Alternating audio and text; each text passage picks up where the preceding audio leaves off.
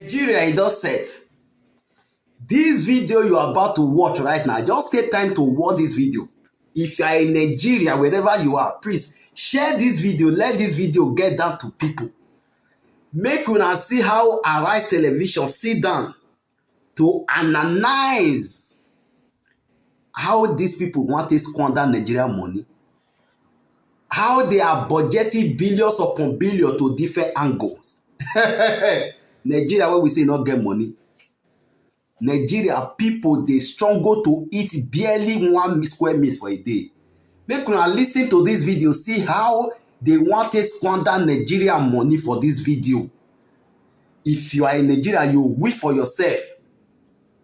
See how they want to squander Nigerian money. 5 billion will go for yam.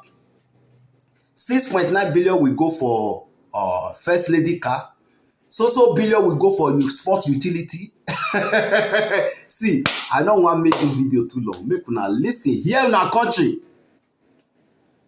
In the wake of the outrage, trailing the approval of 57.6 billion naira for sports utility vehicles for lawmakers, President Bola Ahmed Tinubu is said to have submitted a supplementary budget to the National Assembly requesting the allocation of over 7.3 billion naira for the procurement of vehicles for the State House. In the same budget, the Office of the First Lady is set to receive 1.5 billion naira for the purchase of new vehicles. The budget request is set to be part of President Tinubu's broader proposal, which includes a 2.17 trillion supplementary budget for approval by the National Assembly. Within the supplementary budget, the government intends to allocate 2.9 billion naira for the acquisition of sports utility vehicles designated for the presidential villa, and an additional 2.9 billion naira for the replacement of existing vehicles at the presidential villa. Dr. Abati, you know that this will raise a lot of eyebrows, but you know that there is more. The breakdown of the proposed expenses also include the sum of 4 billion naira for the renovation of the residential quarters of the president, while renovation of Dodan Barracks, the official residence of the president in Lagos, would also gulp another 4 billion naira. Also, the sum of 2.5 billion naira is budgeted for the renovation of Aguda House, while 3 billion naira is budgeted for the renovation of official quarters of the vice president in Lagos, bringing it to a total expenditure of 13.5 billion naira. Well, the various official residences may well be in need of renovation, because when a president leaves, a new president comes in. You know, there is usually a renovation because the place will be renovated to the taste of the new president. Dodan Barracks in Lagos in particular, you know, having been abandoned more or less for a very long time, you know, needs renovation because the other building that is in Marina has been handed over to the Lagos state government. So if the president of Nigeria comes, he will have no option but to use the Dodan Barracks, you know, which even also has a small landing strip for helicopters. However, the one that you may query will be, this one's about vehicles. And the example of President Hakainde Hichilema of Zambia. I had that video. I was going to play it again, but so, you know, go ahead. President Hichilema of Zambia said, look, he's not going to change vehicles. He will just be using the vehicles that are there. So the question you now raise is, the vehicles that are already attached to the First Lady's office, what is wrong with them? Are we going to change all the vehicles? And then some of the vehicles, official cars in the villa, you know, are we going to change all of them just because we have a new president? It shouldn't be the culture that each time a new president comes, you change all the vehicles. And in any case, this is still by way of supplementary budget.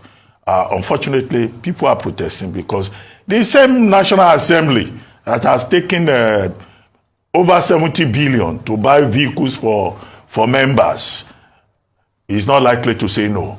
He will just say, well, I mean, since we got our own, it's good for the villa to also get their own. I think that image on TV right now is very instructive. Yes, the National Assembly spends 53.7 billion on cars for lawmakers in 12 years. The third point is that in a country where inflation is shooting through the roof, there are concerns about foreign exchange, I mean, people would genuinely, legitimately feel scandalized that you are going to use public funds to go and buy luxury vehicles, for whatever purpose. So these are the issues here.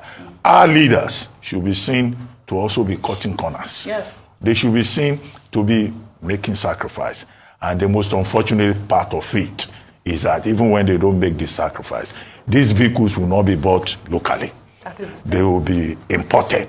So, and the point has been made again and again that there are local companies here that are producing cars, and it should be good enough to produce, to patronize local car manufacturers, even if they are assembling, even if they are car assembly plants. I love that you mentioned that. A lot of people talk about the Innocent Motors. This is not. This has been trending. This was trending last week. It's a local manufacturer, and they produce vehicles that can be befitting for these lawmakers and the presidential villa. But before you speak, Rufai, I spoke to our State House correspondent this morning, Adesua Omoruwan, and she talked about the fact, she said she spoke with the budget minister, and here's what she said. He says that the figures are justifiable because, there is a minimum standard that the state should provide for the presidency. Another thing that the minister also said was that, he gave an example of the German councillor who was received on Sunday, which actually got a lot of reactions because people were saying, why was he received in that manner and all of that. He said Nigerians should have provided a more befitting vehicle to pick him up. I don't know how much more that acceptance would have been, Rufai and Ayo, and that he thinks Nigerians should focus on big issues like the military getting the whooping 605 billion naira in the first instance from the Tinubu administration. Rufai, I know you want to speak. Okay, so I've been itching to talk. Yes. Concerning the German ambassador, I think the best way to have received the German ambassador, if we're a sensible nation, I talk because I'm a patriot, should have been to use an Innocent or Nord car to drive the German chancellor. And when the president gets in with him, he says to him, that car is made in Nigeria. That's the height of Nigerian engineering, auto engineering. Then Germany will start to take us seriously. But if we are glorifying ourselves, we could have done better, all right, then it is very, very sad for us as a nation. I specifically wanted to talk about this thing, that as we called out the senators, we are also calling out the presidency here, taking all those monies for why people are suffering. But what I really wanted to say as regards even those renovations is the fact that as a nation, we need to introspect and ask ourselves what we truly want. And I'll bring up the matter of a place called number 24 Sussex Drive. 24 Sussex Drive is the official residence of the Prime Minister of Canada. The residence had been run down for so many years. The money allocated to it is about $40 million. But because the Canadian president or prime minister fears the people of Canada so much, and they must justify every amount spent, they've not been able to fix the official residence. The Prime Minister of Canada, as we speak today, does not live officially in the official residence of Prime Minister of Canada just because of $40 million. Canadian GDP is $2.11 trillion. Nigeria GDP is less than $400 billion. But you can see a country, despite the big economy and all of that, will still scrutinize its leaders. But a country with a small GDP that has not done well economically is so quick to spend frivolously on its leaders. So you can see the reason why economies like Canada does way better, and economies like Nigeria and Africa generally are reducing. And that's what, to tie to what Dr. Abad said, that's what Ichilema was trying to explain to the Zambian people that they didn't get. May God help us as a nation.